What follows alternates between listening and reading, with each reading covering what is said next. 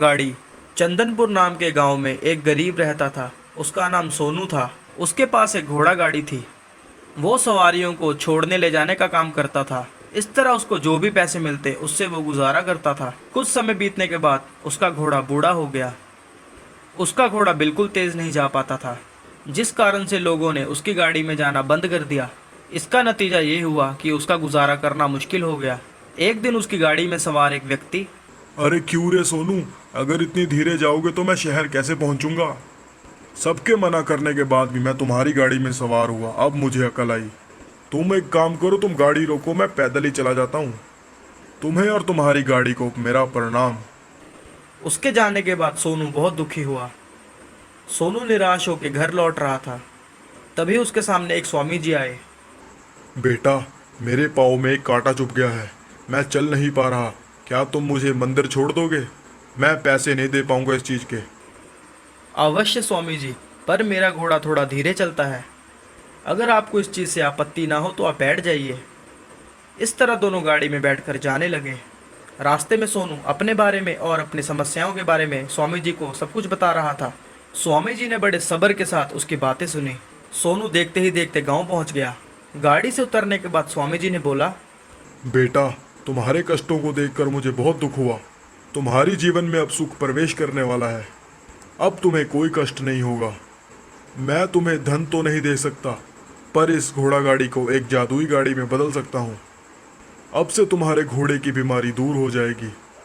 गाड़ी तुम्हारी तेज चलेगी, चाहे जितना मर्जी तेज घोड़ा भगाओ, घोड़ा कभी नहीं थकेगा।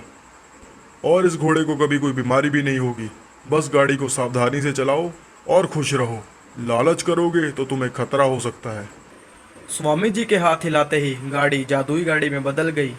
उस दिन के बाद से सोनू की गाड़ी दूसरों की गाड़ी से तेज चलने लगी। सोनू की गाड़ी को देखकर सब हैरान हो गए। सोनू को पैसे भी अच्छे मिलने लगे। सोनू ने नया घर खरीद लिया। एक दिन उसकी पत्नी ने बोला, अब मैं बहुत खुश हूँ, लेकिन इस तरह थोड़ा थोड़ा कमाने से क्या फायदा? यूं तो करोड़पति बनने में बहुत समय लग जाएगा। तुम एक काम करो, तुम गाड़ी को रात को भी चलाओ और लोगों से ज्यादा पैसे मांगा करो। उसने अपनी पति को सलाह दी। अपनी पत्नी की बातें सुनकर सोनू को भी लालच बढ़ गया। वो दिन रात गाड़ी चलाने लगा, लोगों से ज्यादा पैसे मांगने लगा। जो भी लोग पैसे नहीं देते थे वो उसका अपमान कर देता था। एक दिन एक सवारी से सोनू बोला, क्या तुम गरीब हो? तो मैं क्या करूं इसमें? पहले तुम जैसों को मैं मुफ्त में लेके जाया करता था। ऐसा करने से मैं खुद भिखारी हो गया। अब मैं ऐसी गलती बिल्कुल नहीं कर सकता। यहाँ से चले जाओ। उसने ये सब चिढ़ के बोला। एक दिन तेजी से जा रही गाड़ी अचानक रुक जाती है। ए घोड़े, चल आगे चल चल।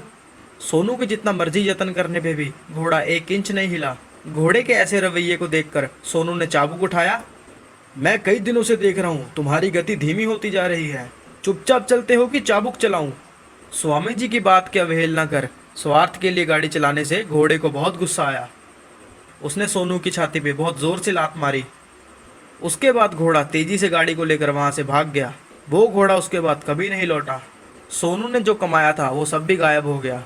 तो दोस्तों, अभिलाषा मनुष्य का स्वभाव है, लेकिन लोभ बहुत हानिकारक है।